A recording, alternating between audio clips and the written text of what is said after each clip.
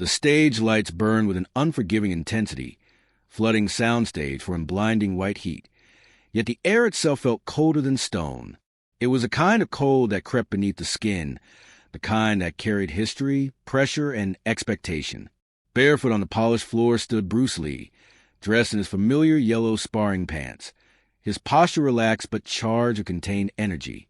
His hands rested loosely at his sides, fingers slightly curled, while his eyes remained locked on a man standing opposite him.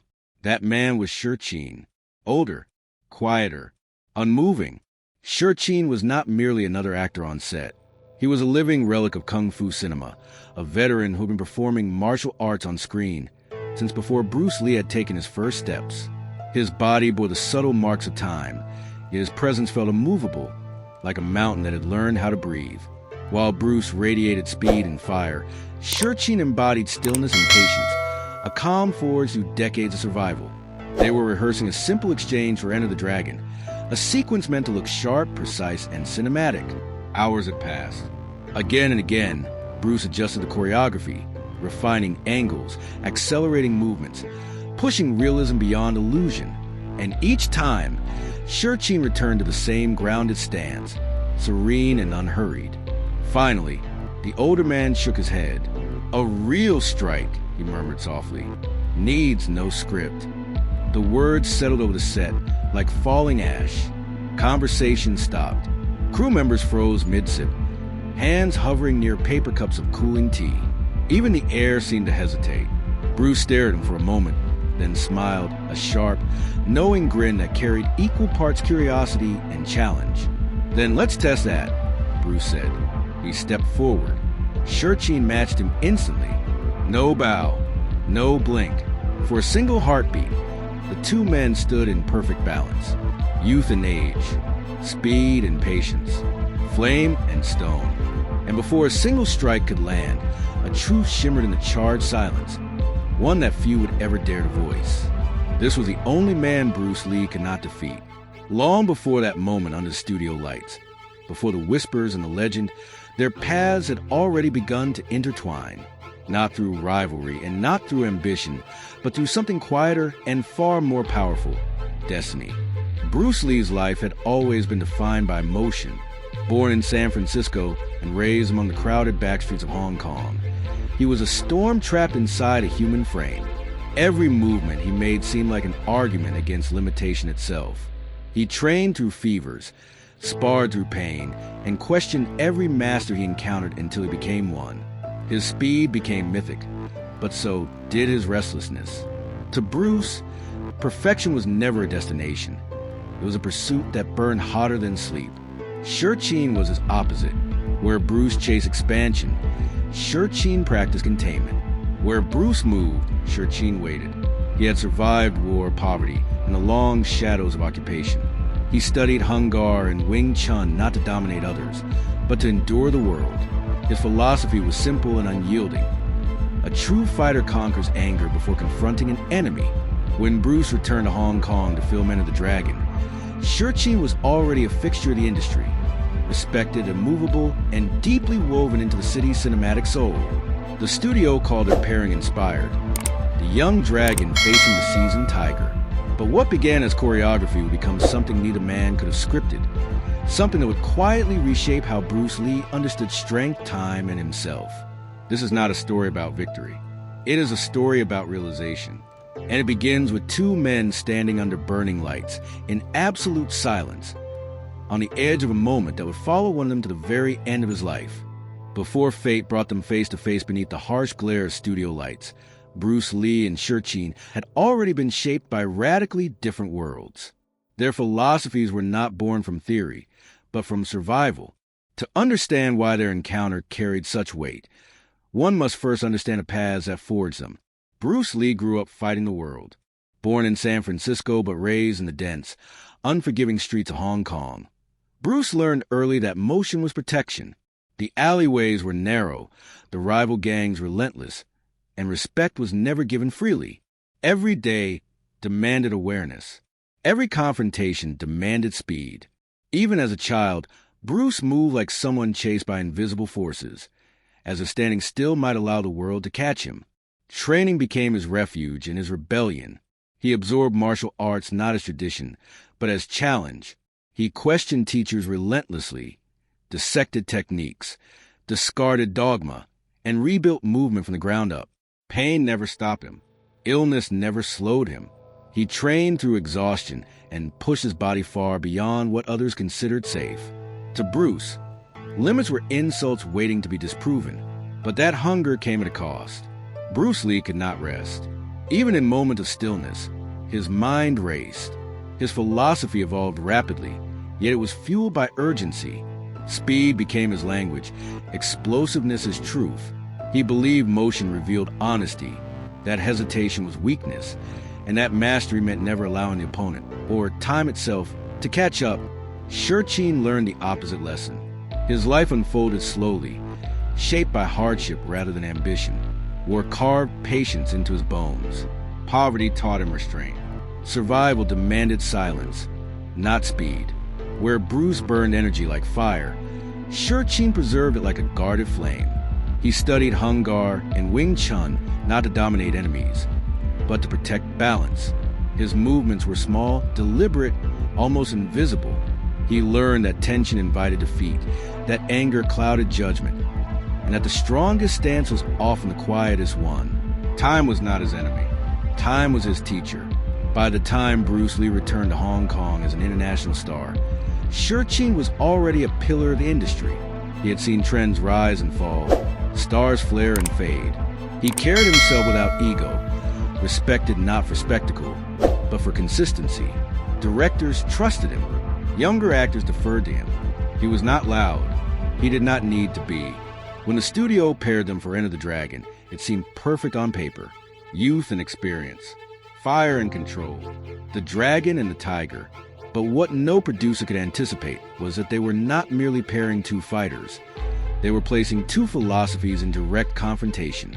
On set, their differences surfaced immediately. Bruce pushed relentlessly. Faster transitions, sharper angles, more realism. He demanded that every movement feel alive, not performed. Don't pretend to block, he would say. Be the block. His intensity electrified the room. Some actors thrived under it. Others wilted. Shih complied, until he didn't. He followed instructions precisely, but only to a point. When Bruce pushed beyond that line, Shih would calmly return to stillness, smiling politely, refusing to accelerate. His message was subtle but firm. Truth did not need to hurry. Each correction became a quiet standoff. Bruce saw resistance.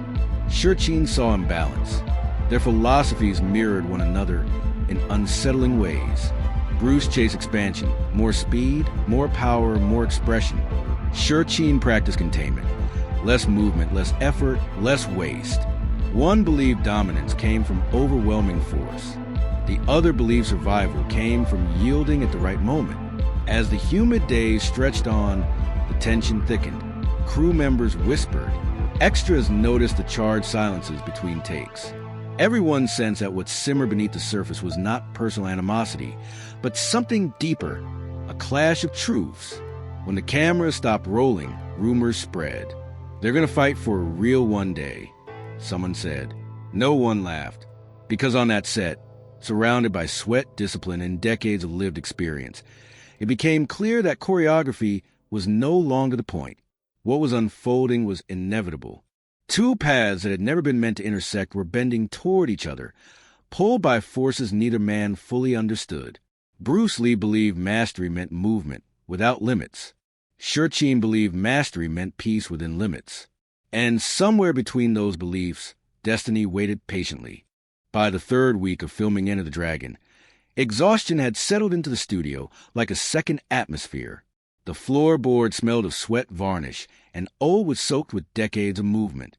The air clung to skin heavy and damp, amplifying every breath and every unspoken thought. This was where discipline was tested, where masks slipped, and where truth began to surface. Bruce Lee thrived in this pressure. Fatigue only sharpened his intensity. He pushed harder, demanded more, and refused compromise. Every take mattered. Every movement had to feel real, alive, dangerous. For Bruce, cinema was not illusion. It was expression. He believed that if the body lied, the audience would feel it instantly. Again, he would say, voice calm but unyielding. Again, but faster. Again, but don't pretend. Commit. He challenged everyone on set, not out of cruelty, but out of conviction. To Bruce, realism was respect. Anything less felt dishonest. Shih watched quietly. He followed directions, repeated movements, and delivered performances with precision. But when Bruce demanded speed for speed's sake, Shih would pause. Sometimes he stepped back. Sometimes he simply remained still, hands relaxed, eyes calm. Between takes, he spoke softly. Truth doesn't need to move so fast. The words were not confrontational. They were observational. Yet they struck Bruce like a spark near dry tinder. Bruce stopped mid-step once, sweat dripping down his jaw. He turned slowly, a faint smirk forming on his lips. Truth, he repeated. Truth has to move, he said, or it dies standing still. The room went quiet. No one dared interrupt. Everyone respected Shih. At 70, he carried the poise of a monk and the authority of experience. Yet Bruce's presence filled a space like thunder, unpredictable and impossible to ignore. They were opposites sharing the same battlefield, neither willing to yield ground. Lightning and mountain. The tension did not explode. It simmered. All day long, the air felt tight, as if waiting for something inevitable. Crew members exchanged glances. Extras whispered theories. No one said aloud, but everyone sensed it. Choreography was no longer the issue. When filming finally wrapped for the evening, the set slowly emptied. Equipment was packed away. Lights dimmed. Most of the crew left, eager for food and rest. A few lingered, pretending to organize cables or clean props. Curiosity outweighing exhaustion. Bruce wiped his brow with a towel and scanned the nearly empty room. Mr. Shih, he said, voice steady. You've spent a lifetime teaching calm. Let's see how it faces chaos.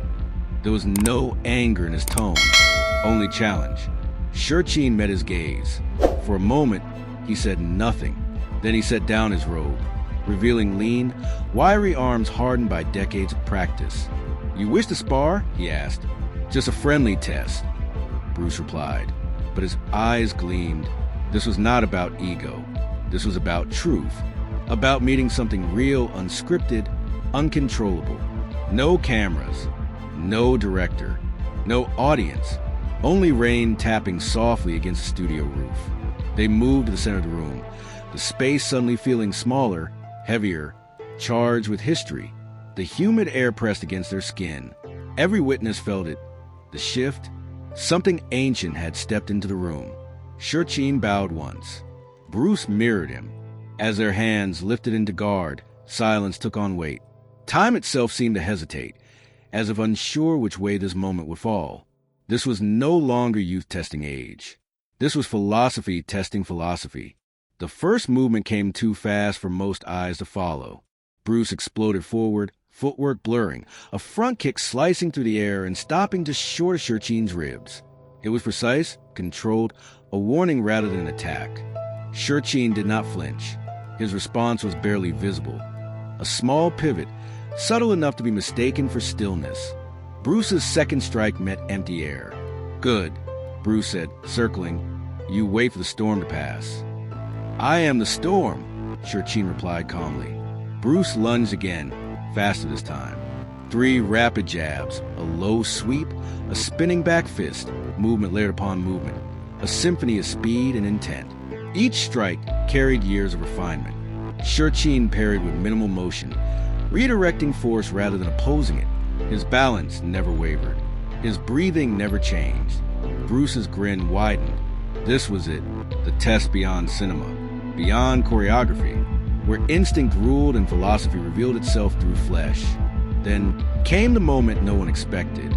Bruce feinted high and launched a lightning-fast sidekick towards Shih's midsection. But instead of retreating, the older man stepped forward. His timing was perfect. His palm rose, open and calm, striking lightly beneath Bruce's chin. A tap, nothing more, yet it landed with absolute precision. For the first time in years, Younger man's momentum carried past him. Bruce's heel struck the floor instead of flesh. The sound echoed loudly in the silent room. Bruce exhaled, half laughing, half breathless. "You cannot strike," Shih said, meeting his gaze, "what has already yielded." Bruce nodded slowly, chest rising and falling.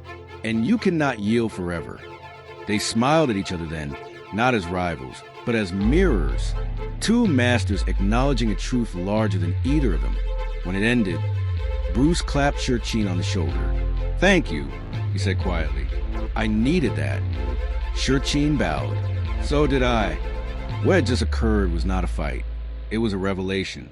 And though no cameras captured it, every witness knew they had seen something sacred pass between them. The story of Bruce Lee and Shih is not meant to diminish a legend. It is meant to complete it. Bruce Lee showed the world what discipline, passion, and relentless pursuit could achieve. Shih reminded him, and all of us, that wisdom also lives in pause and reflection, and in knowing when to listen instead of push forward. Together, their encounter teaches a timeless lesson. Growth does not always come from going faster or hitting harder. Sometimes it comes from slowing down, from accepting limits, and from understanding that true mastery includes balance. In our own lives, we're often taught to chase, to prove, to outperform. But like Bruce, we may discover that the most important victories happen quietly within ourselves. Not when we conquer others, but when we understand who we are becoming. So whether you are an athlete, an artist, a creator, or simply someone trying to move forward, remember this. Speed can inspire, but awareness endures. Strength can impress, but wisdom lasts. And perhaps the greatest achievement is not defeating every challenge, but learning how to grow from each one. If this story resonated with you, take a moment to reflect, share your thoughts, and carry the lesson forward.